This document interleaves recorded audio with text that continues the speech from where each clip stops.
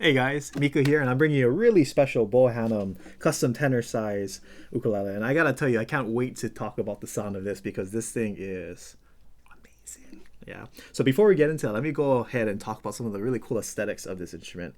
We have Sitka bear claw spruce here on the front, and it has more of a browner color. Usually when you have Sitka, you have more of that yellow or white color, but as Sitka ages, or not Sitka, as spruce wood ages over time, it starts to develop that nice gold kind of brownish caramel color. And that's what this ukulele has. And of course you can see the bear claw little marks right here all over the instrument, which is notorious for the bear claw patterns here. Really, really nice scattered throughout.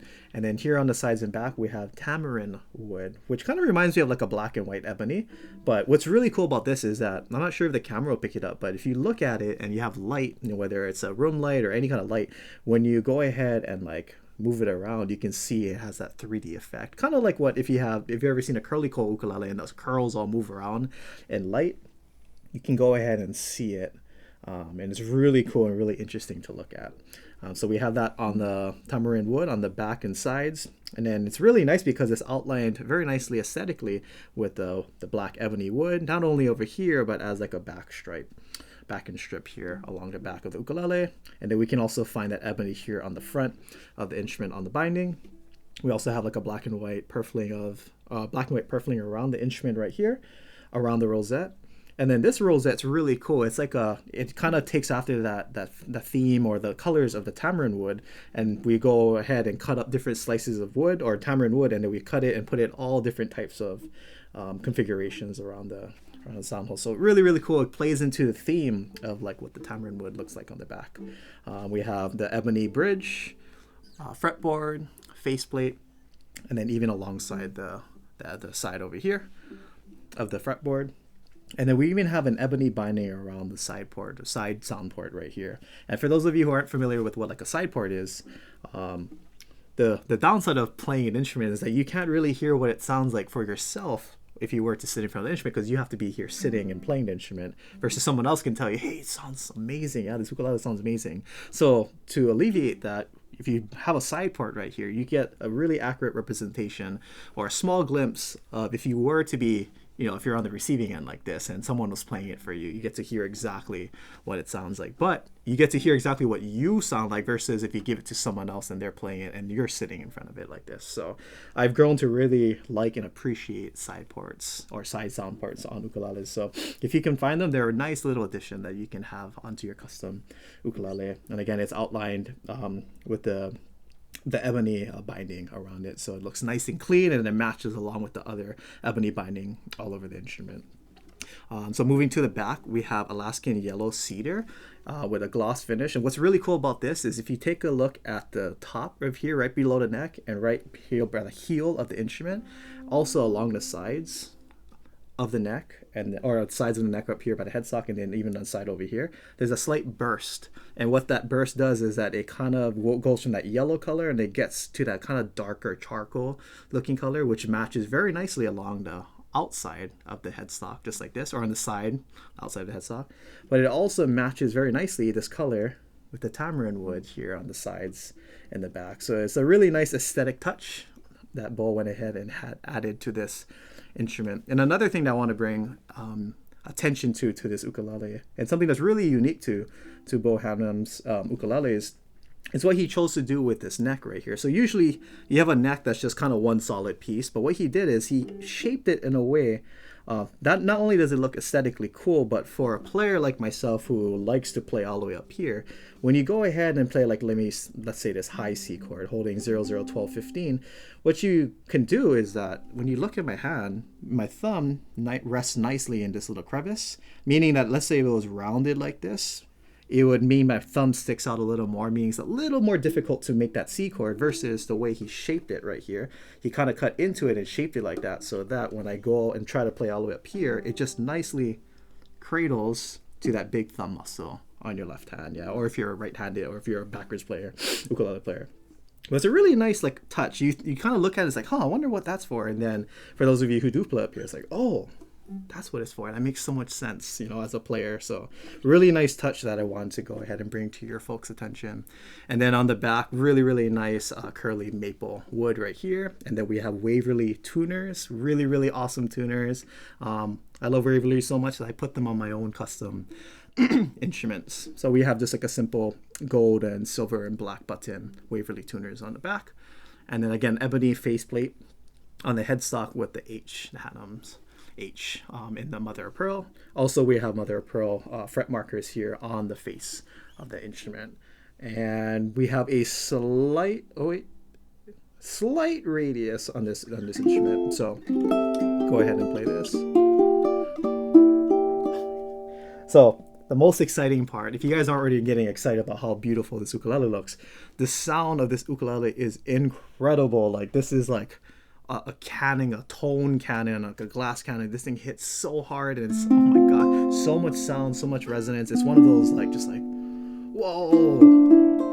And what's even crazier is that, okay, we can get a nice big sound here with these nice open strings. But let's say I hold this this chord, this F6 chord, 10 12 10 12.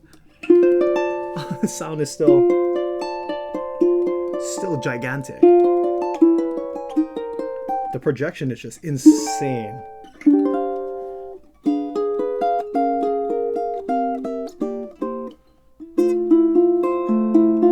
Oh my gosh.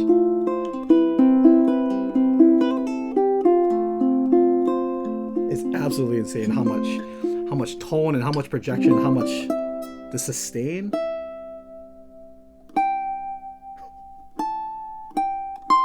And it's so crisp. Again, that sustain, that 15th fret is so clean.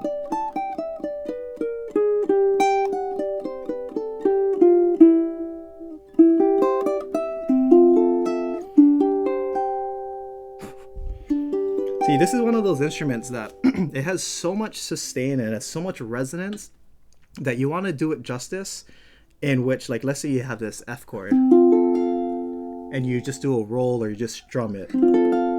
There's just so much good tone and quality sounds to it that you don't want to go, you don't want to cut it off. You want to let it ring out. So what that does as a musician like myself, it forces you to kind of sit and take your time and really appreciate the sounds that the ukulele is going ahead and giving to you. So let's say I take a passage, a small passage like this.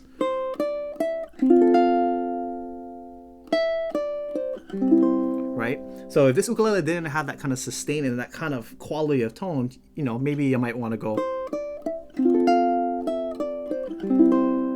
But the thing is, I'm kind of doing the ukulele a disservice. It's kind of like when someone's talking and you keep cutting them off. Like sometimes you gotta just let them speak and let them finish. This ukulele is trying to speak and trying to respond to you playing it. So when you have a chord like this, or any chord, you kind of want to do it justice and let it just kind of run its course, right? So now I can go,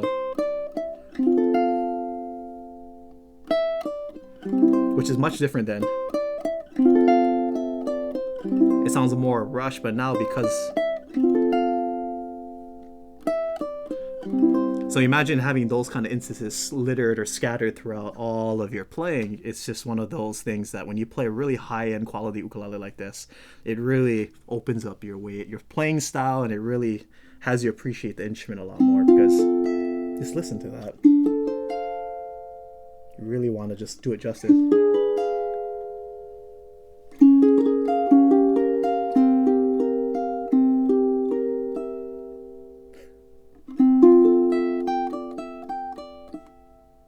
So beautiful. Yeah, what a treat. So let me go ahead and try to demonstrate what I was just talking about in this instrument in a sound sample. So hopefully you folks enjoy this amazing ukulele. Wow. There you go.